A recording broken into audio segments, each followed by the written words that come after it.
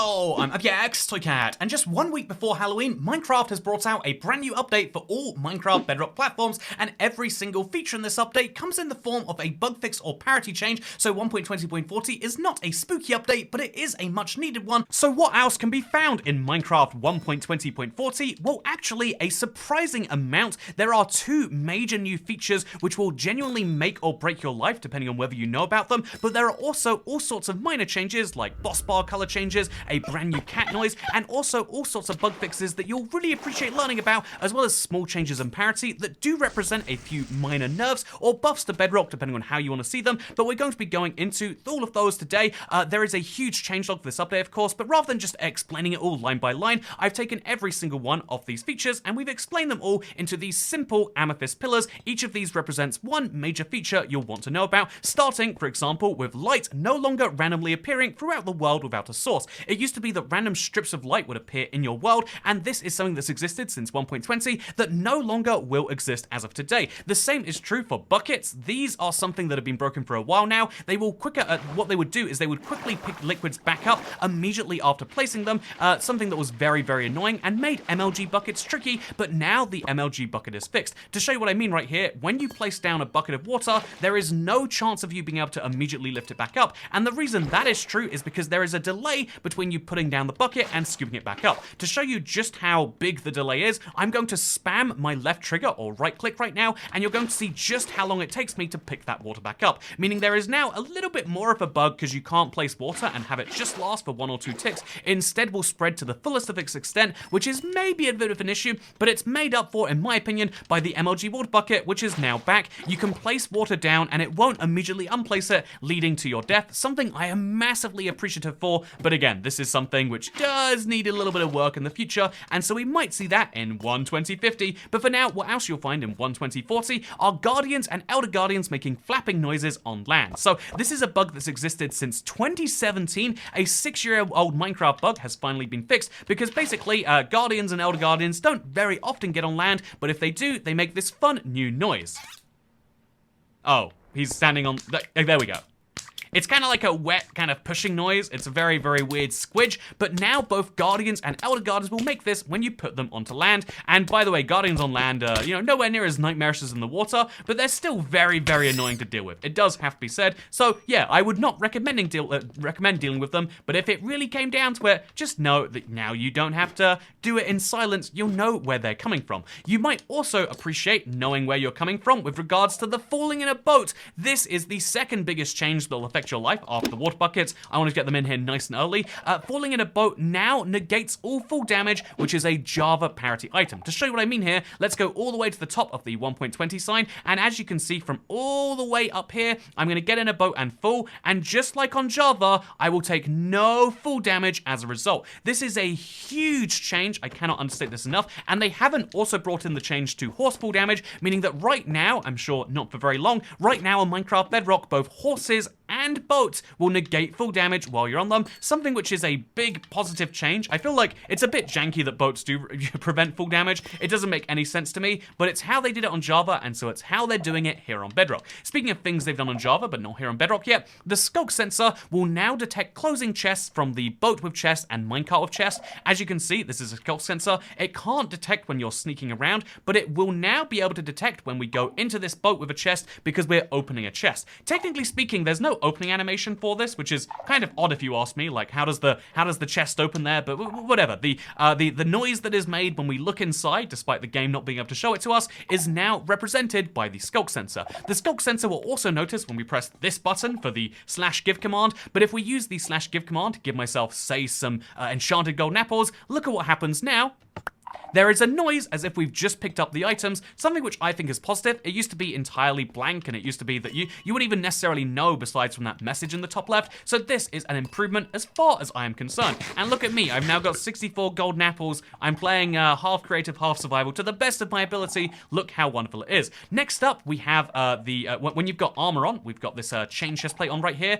When you've got armor on, as well as having absorption, no longer will the text from anything overlap with these different different items. This means that we can have super long names for items and it still not cause us issues with it overlapping. Big positive improvement. You know what else is a positive improvement? Rabbits now eating carrot crops. That's right, they'll feed themselves. It's actually a little bit of a problem, some would say. But yeah, I'm just going to quickly spam some rabbits in here, and you're going to watch something interesting, which is the rabbits will reverse the growth of these crops. Do you see that? It literally went down a bit because the rabbits ate a few carrots here and there, and these carrots maybe will suffer the same fate. It is not a very likely thing. As you can see, we've got all of these rabbits in here, and it's still happening very, very slowly at normal tick speed. But just keep in mind, if you have too many rabbits near your carrots, they might just mess them up, which I think is absolutely hilarious, right? I mean, maybe it's just me who thinks that's hilarious, but rabbits can now eat carrot crops. You know what else can now be eaten? Zombie villagers will now show the correct biome variant. So just to show you this one nice and simply, this is a zombie villager. Look at him. He is a desert villager because we're in a mesa biome, which counts as a desert for zombie villager reasons, which is a nice improvement. Also, the respawn radius is now set to 10 by default instead of 5. This more than doubles the amount of respawn space that you have, because instead of spawning in a radius of 5, it's a radius of 10, meaning you can now spawn in 400 different locations instead of, I think it was 100 before.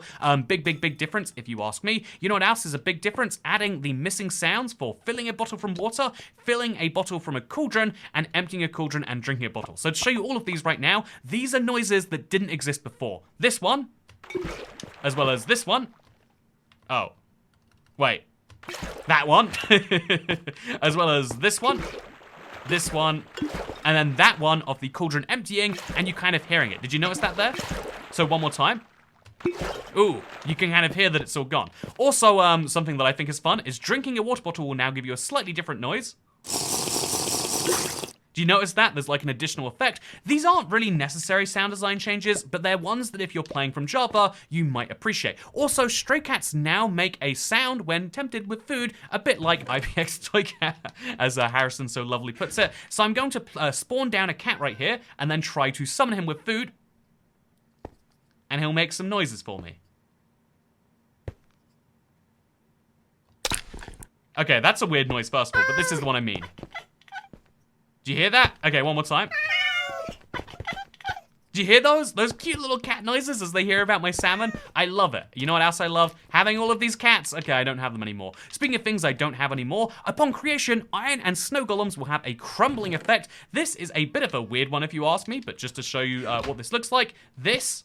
Do you see that kind of crumble of all of the blocks it made? And this, oh, we barely saw it. Also, snow golem dies because mesa biome, but you get the idea. Very, very fun. Also, here is another fun one. This is one of those changes I genuinely didn't see coming. There is now a difference between the Wither Boss health bar and the Ender Dragon health bar. To show you what I mean here, we've got ourselves a Wither Spawn Egg, which is a creative-only item, by the way. I guess not even creative, command-only item. And I'm going to spawn in a Ender Dragon. Oh, is that a good idea, actually? I'm going to turn off mob grouping first. You know, just to be sure here, I'm going to turn off the mob grouping, and then I'm going to summon in, I'm going to make sure that I summon in an Ender Dragon, and as you can see, oh god, the dragon does not like me very much, but that's the Ender Dragon health bar. It's kind of purple. This is the Wither's health bar, a much deeper purple, and yeah, I need to get away from him very quickly, because he's gonna mess some stuff up. That is a fun reminder, I'm glad, that's a fun reminder that we can very easily set this stuff up. Also, now we're gonna, oh gosh, we're gonna kill this Wither because he's very, very bad. If you ever do want to kill the Wither, by the way, and you don't know what to do about it, pro tip, you can always just go into your settings, you can set the game mode to peaceful, and there are no Withers on peaceful, and so there's no harm done. Speaking of no harm done, curing a zombie villager takes a random amount of time between 3 to 5 minutes instead of always taking 1 minute 40. So when you cure a zombie villager, it used to be a fixed load time, now it takes more than twice as long on average, and so that is a big change. Also, iron golems no longer spawn, naturally that is, in 2-block high spaces where they would immediately suffocate. You can still place iron golems wherever you want to. Tipped arrows will no longer apply their effect to players who block the arrows with a shield. We obviously can't show that one off right now, except, wait a minute, I think, you know, Harrison, you're in the world. You know, I've broken my rule of playing mostly solo Minecraft, because I've got Harrison here today, and I think what we're going to do is we're going to show off this one in a live situation. So he's going to shoot me with some tipped arrow, and I'm going to defend using my shield. I feel as though this should work easily enough. If the tipped arrow bounces off, then we'll, and I don't take the fall, then, oh wait, even funnier. I think, do you see that? I think it hit him. Yeah, he's now got the poison effect, and I don't. Whereas if I am not crouched, you're gonna see this is the poison I would be getting. Oh, we're on peaceful, so maybe you can't get poisoned on peaceful? Okay, let's try that again, one more time. Let's see, get a little bit of a hit going on here. And, wow, getting poisoned real bad right there. But then we're going to crouch and give it right back to Harrison, because when a shield blocks a tipped arrow, it goes back to the other player. A big change to PvP, it does have to be said. Also, the sneak block no longer blocks the D-pad up button on the touchscreen. This is something Harrison seems to be very happy about. They have now fixed the status effect icons overlapping the jump button. Also, goat horns can be heard from up to 256 blocks away. By the way, this is an insane fact.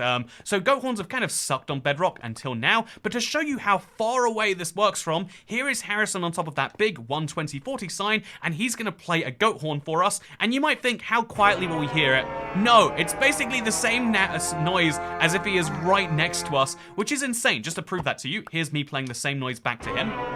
It is, if you can spot the difference in volume level there, I would be quite impressed. But to go even crazier, let's move Harrison even further away. Like, maybe if he flies onto that mountain over here, right? This is a very far distance away. He's so far away that he's de-rendered, because you can only hear stuff from, you can only see people when they're about 8 chunks away or so, meaning that when he plays his mob horn, whoa! And it's slightly quieter from out there, but I can hear him from a distance where I can't see him. I would have no idea he was all the way up that mountain, which, by the way, he definitely is. You know, like, it's so crazy that that happens, and then I can communicate back to him using goat horns. What a weird buff. It is crazy to me the goat horn has been in Minecraft since 1.17, but it just hasn't worked on Bedrock correctly. That is an insanely powerful item for multiplayer, but again, we don't play too much multiplayer, so not a big deal. But mobs no longer taking damage when falling into a 1 block deep water. That's kind of nice. Sheep which have been sheared but have since regrown their wool will now drop the wool upon death. Also, the lowest form of flowing lava now correctly turns to stone, which means if you try to make one of these weird cast builds, which, let's be honest, we've all wanted to do before, this one was made in 1.20.30. However, now we load it up in 120.40, and if we do any change to this, indeed, if we were to replace the water, or if we place any block down, for example, so here's a netherite block, if we place this right there, you'll notice how it now immediately changes the blocks around it into cobblestone, because any block updates between water and the lowest form of flowing lava will now result in cobblestone if you replace the blocks. To prove that to you, okay, well, there you go, right?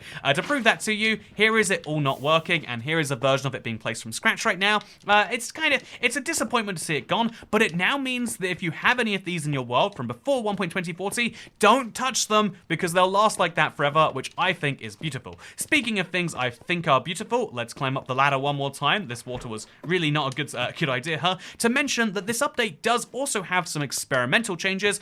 So these aren't ones that are going to affect every player all of the time, but if you do choose to turn on villager trading, you can do all of these new trades, which are controversial. People would rather re-roll a villager 500 times than go to a swamp, and I honestly do think both systems kind of suck. They're working on it, but right now you can experiment with it, so it's technically in there. Nothing too much has really changed since last time, but what has changed that's quite significant is if you do turn on the experimental villager trading toggle, you are more likely to find mending in an ancient city, efficiency in a mine shaft, and quick charge in a pillager outpost. Also, unbreaking in desert temples and jungle temples. I love the value they're trying to add back to exploration, but again, right now it's behind experimental, and so is it too big of a deal? It's something you kind of get to decide. Speaking of things you get to decide, I think Harrison's going for a bath right now. Speaking of things you get to decide whether you enjoyed this video enough to consider liking it. Going into the Minecraft news is something that I'm, we're putting a renewed effort into making sure we can show off as much as possible for these updates. I think there are some pretty big changes here regarding boss bars and stuff that now you are hopefully more informed about. If you like staying up to date with the Minecraft news, make sure to thank Harrison in the comments first of all. He is doing a lot of the work for these big worlds, and it really is appreciated. I think it makes the video so much better, especially when he's here to shoot at me and stuff. And so thank Harrison, and then also like the video. They're silly videos, and if you like them, make sure that you consider subscribing to stay up to date with all the latest Minecraft updates. It seems as though Minecraft Bedrock monthly minor updates are getting significantly more interesting in my experience, and yeah, I look forward to seeing what comes in 1.2050, and I'll give you the update as we learn more. But for now, thank you very much for watching. Have the carrots been eaten fully yet? Or nope, it's going just great actually. Oh no, the cat has gone in there, and oh yeah, this is a bit disastrous for the rabbits. But on the other hand, it's very good for the cats. So everyone's a winner really, except if you're a rabbit and you're watching this, I apologize. But otherwise, thank you for watching, and I look forward to seeing you in the next one. Goodbye.